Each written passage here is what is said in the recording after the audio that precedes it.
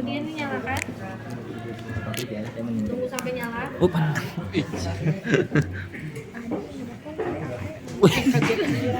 Setia namanya Mbak. Bu.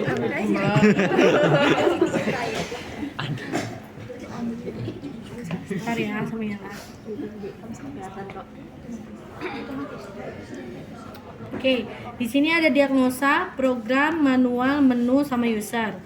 Diagnosa ini isinya langsung nama-nama alatnya, nama-nama patologinya, ginekologi dan neurologi, ortopedik dan rehabilitasi. Contohnya yang paling ini kan bursitis, kapsulitis, carpal tunnel syndrome dan lain sebagainya. Itu udah langsung.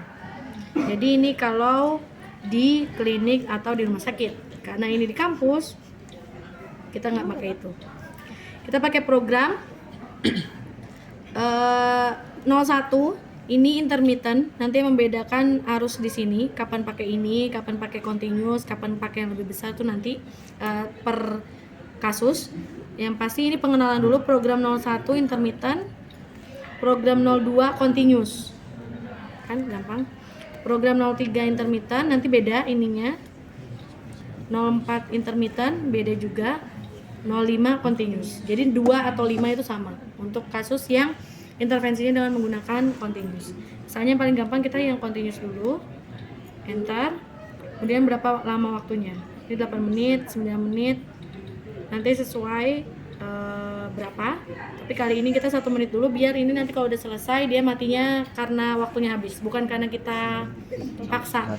Nanti alatnya rusak kalau misalnya kayak gitu terus. Udah. Kemudian ini nama apa? Posisi elektrodanya kontraplanar. Kalau yang seperti ini koplanar. Jadi ko itu saling bersampingan. Kalau yang berhadapan kontraplanar. Itu nanti dipakainya tergantung kasusnya. Kalau yang ini nanti biasanya bahu, lutut, kan yang bisa depan belakang. Kalau yang ko tadi bisa di bagian punggung, pinggang dan sebagainya.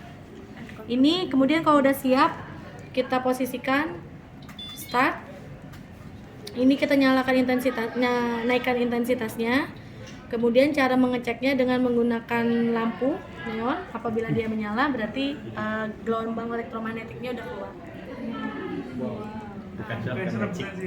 Ya, ini saya tadi udah bilang di setiap kelas ini adalah mandatory foto setiap tahun. Jadi setiap pasti kayak gini kan, terus pada foto gitu. Wah, hebat. Wah, magic.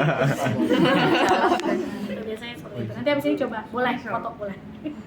Itu nanti dia sejauh apa gelombangnya ya sejauh itu dia bisa menyalakan lampunya. Pegangan dia. Ya ada rasa apa dia nyala aja. Karena dia gelombang elektromagnetik. Yang dirasakan nanti ini hangat, tapi nggak yang hangat kayak IR kan panas banget tuh. Tapi kalau ini nggak ada rasanya. Kalau sampai terlalu panas, nah itu nanti yang artinya di dalam jaringan itu lebih panas lagi. Jadi jangan sampai panas. Nanti akan kita coba satu persatu ke teman-teman. Dah, ya kan mati. Jadi nggak harus kita nanti kalau 15 menit kan dia ini terus. Itu alat yang pertama. Yuk alat samping. Iya nak. Ini nggak touch screen. Mbaknya di situ. Jadi ini startnya. Ini kalau diputar-putar. Kalau diputar-putar dia tidak akan berpindah apa-apa, tapi harus diklik. Klik ini watt nanti untuk meningkatkan intensitas. Kemudian kalau minggir, miring, klik lagi ini untuk waktu. Mode, klik lagi ini untuk continuous, ini untuk intermittent. Nanti frekuensinya juga berubah-ubah.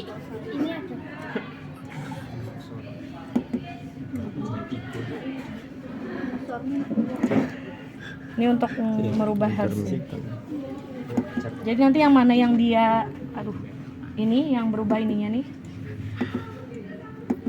Modenya sini. Waktunya di sini 15 menit, 20. Tapi ini kita 1 menit ya biar tadi. Intermittent. Kemudian nah, ini untuk menyalakan apa nih namanya? Meningkatkan intensitasnya. Tunggu dulu. Pencet kanan. Dah, baru dia nanya. Jadi gantinya. Wow. Itu, ini yang intermittent. Bedakan keterangan lampu intermittent dan continuous. Nanti akan kita bahas kenapa jadi intermittent itu pada kasus yang seperti apa, continuous digunakan pada yang bagaimana dan lain sebagainya. Ini intermittent. Kalau ada yang terputus-putus, intermittent, interrupted. Kalau yang lurus gitu tuh namanya continuous. Sampai ini selesai nanti dia ini sendiri. Ini yang saya bilang yang sejak saya kuliah 15 tahun yang lalu di praktek kayak gini. Jadi hati-hati, maksudnya hati-hatinya karena itu tadi start awalnya nih, ini dinyalain, klep nyala, kemudian ini frekuensinya.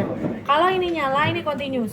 Jadi startnya harus continuous, jangan percaya sama titik putih karena dia longgar. Jadi misalnya ini berarti dia continuous, klek 1 berarti intermittent yang 20, klek 2 intermittent 40 dan seterusnya. Kapan pakai 20, 40, 60 dan lain sebagainya nanti pelan-pelan kita pelajari. Kita ini dulu dari yang continuous, waktunya 1 menit. Ini untuk meningkatkan intensitas. Ada tanda merah di sini, lagi-lagi jangan percaya dengan tanda yang ada di sini karena dia lost doll. Aduh, sorry. Jadi kita mulai dari, jadi dia ke arah kiri dulu karena ini di sini berarti nanti mulainya dari sini. Kalau dia di sini berarti dia arahnya ke sini. Sampai ada bunyi klek.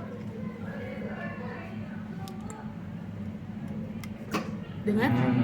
Baru dinaikin. Dan jangan percaya sama yang di sini, yang dilihat adalah yang di sini. Satu.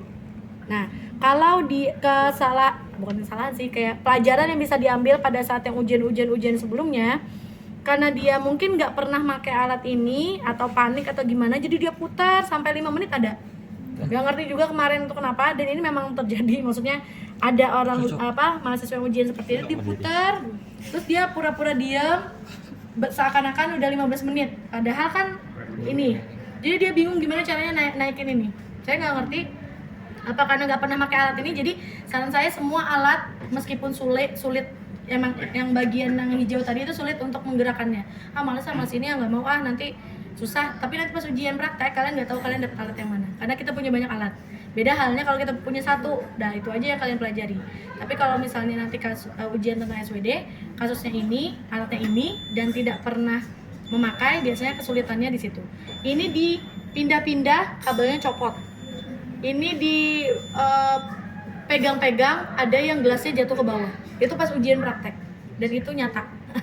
Saya nggak mengada-ngada. Jadi setiap praktek inilah saatnya, karena ujian praktek itu kan di akhir.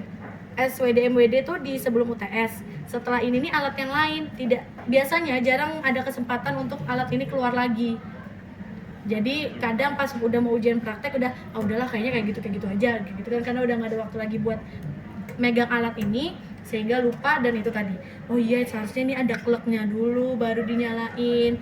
Oh ini nih kalau kayak gini belum pasti dia 120, tapi harus start dari continuous dulu baru 1, 2, 3 gitu. Jadi hal-hal yang teknis kayak gitu yang harus diperhatikan. Udah direkam kan? Awas kalau nah itu gampang kan untuk pelaksanaannya. Yang sulit adalah analisa kasusnya. Kapan pakai continuous? Kapan pakai intermittent yang 20? Kapan pakai yang 100 dan lain sebagainya? Waktunya berapa lama? Boleh nggak di bawah 10 menit? Boleh nggak di atas 10 menit? Nah itu nanti yang harus diperhatikan. Udah deh, silahkan mencoba ketiga alatnya ini nanti aja sekalian MWD. Sama prinsipnya, tapi colokannya ini syaratnya harus langsung nempel di dinding di sumber ini. Pakai kabel lagi itu nggak boleh, karena nanti nggak stabil. Kan kabelnya kan nanti ada yang kabel tipis nanti dia nggak stabil. Kalau nggak stabil dia cepat rusak. Oke, silakan.